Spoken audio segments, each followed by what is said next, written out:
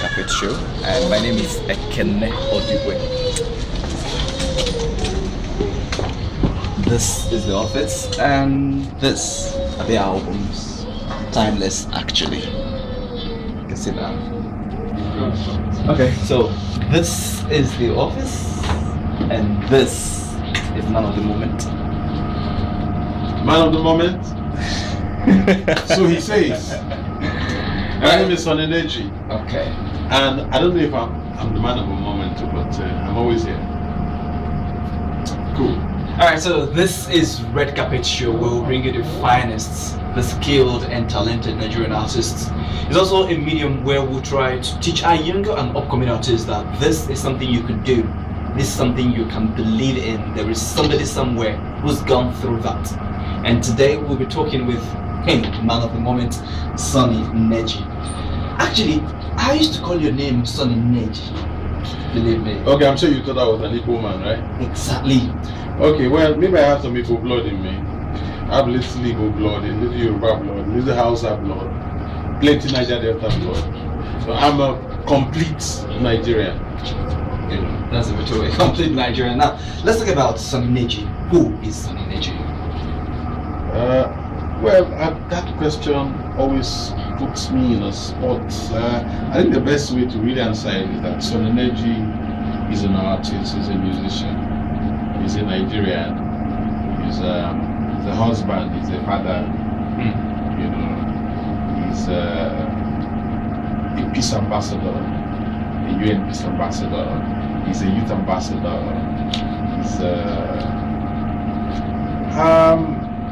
he's everything positive. That's what he stands for. And he's God-fearing, he's a child of God, he's a Christian. He believes in what he's been called to do, that's his calling. And I think in a nutshell, that's who I am. Okay, the moment I always remember about Sonny Neji, the most beautiful moment is when he did, when you did Odigwe. Yeah, it was a classic. It's a song every day, every moment. People listen are like, oh, goes with it in time, and it's just what everybody needs. What's the inspiration behind the song? But do you know the meaning of Oruka? I do not. You don't? Okay, let me tell you the meaning of Oruka. Oruka means wedding band. Can you see it? It's wedding band on my finger. That's what it meant. Okay, so but you don't have one. Don't have, so okay, so I guess I need to get one. I want to believe that you should be planning on having one so soon. That only happens when you're hooked, or when you hook someone. Okay. All right. I guess it's one of those songs that one of those moments in your life when something major happens. You know, something major happened to me, and that inspiration came to do that song. You know. And I'm grateful that the song made its mark, or has made its mark, or is still making its mark, because up to today people are still dancing to it at wedding receptions, you understand? So it is like the wedding anthem in everywhere you go. So I'm grateful to God for blessing me with that kind of song, because the song is huge, it is big, it's larger than life. You know, so at wedding parties everywhere, you go hear that song. Oruka ti dawona di olólùfẹ́ mu kò sẹ́ni tó lè yìn títí láéláé. I don't have to be there. DJs are spinning it. Yeah, if you've made your moment. So, what actually inspired the song? Does anything with your marriage life have anything to do with the song? Well, I don't know if it was one singular thing or maybe a combination of a whole lot of things. I remember that when I got married, we were looking for a song to dance at our wedding. We didn't have a song, so maybe that's to play the role somehow. So it kept ringing in my subconscious, the need to have a wedding song, you know. And then the inspiration came.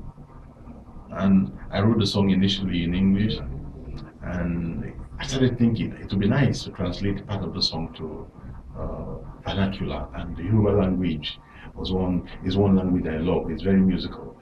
I have a couple of Yoruba friends, and and I talked to them, and we worked together, translated the chorus to Yoruba, and it came out really nice eventually. Okay, so let me take you way back into time. Take us through your primary school education classes. All right, let me first say I was actually born in Lagos State. You understand? My father was a soldier. I grew up in the barracks, so you can say I'm a barracks. Okay, no, I didn't really grow up in the barracks like that. Okay. I was born in the barracks, you know, but before I was aware of my environment. You were taken away? Yes, I was taken away from the barracks. I grew up in the village, so you can call me a village boy. Yes, I grew up in the village in Cross River State, Ogoja, in Shibori to be precise. You know, I used to go to school, and from school I go to the farm to go and have lunch because my mother will be in the farm. And the farm is not like in the backyard, though. It's quite a distance. You know, distances that people enter vehicles and travel today. We used to walk that distance to the farm.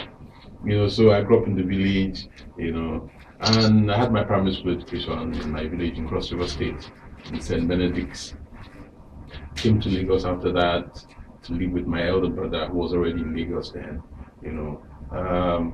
In fact, my love for contemporary music started in his house because he loved music. You know, he was a major collector of every new album that was dropping in the 80s. So his music collection was very broad.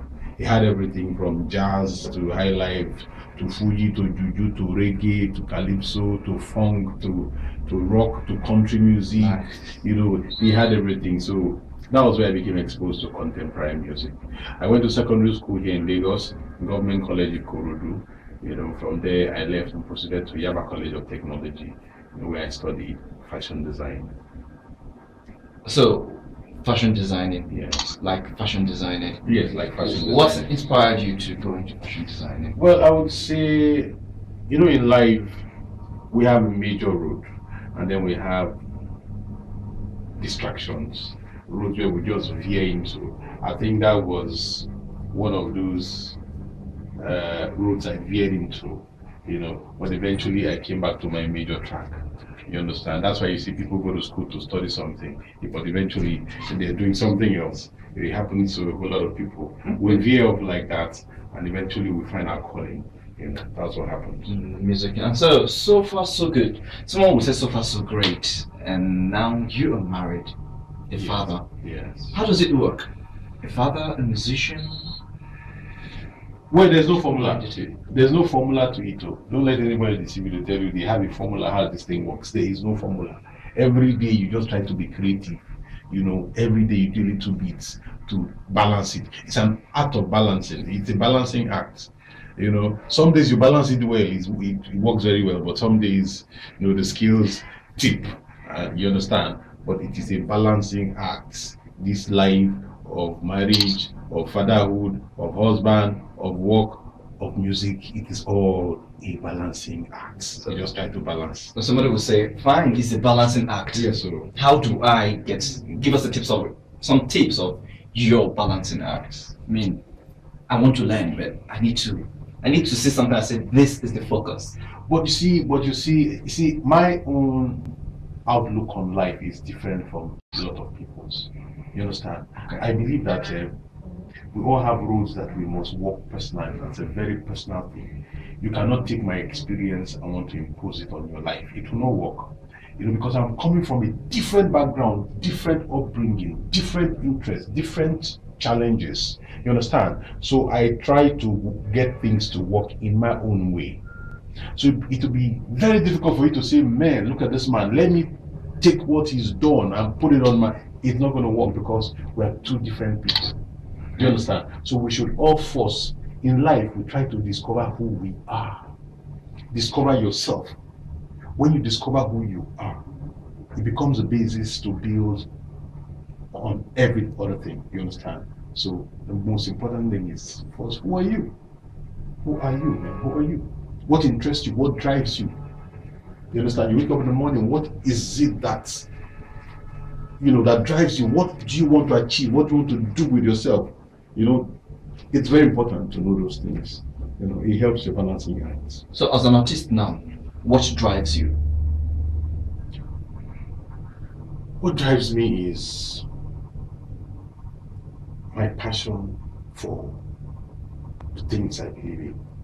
So, in your own opinion now, would you say, how would you describe what makes a great music? You know, what makes a music a hit? Well, that's one argument I never like getting into. Okay. You understand? Because you really cannot determine what makes a hit. I'm telling you the truth. What makes a hit, you cannot determine. You can. Music is very, very subjective.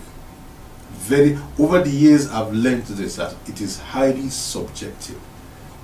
You know, you can spend so much time doing a production, and at the end of the day, people do not like it. You might spend just 5 minutes doing a production, and everybody likes it.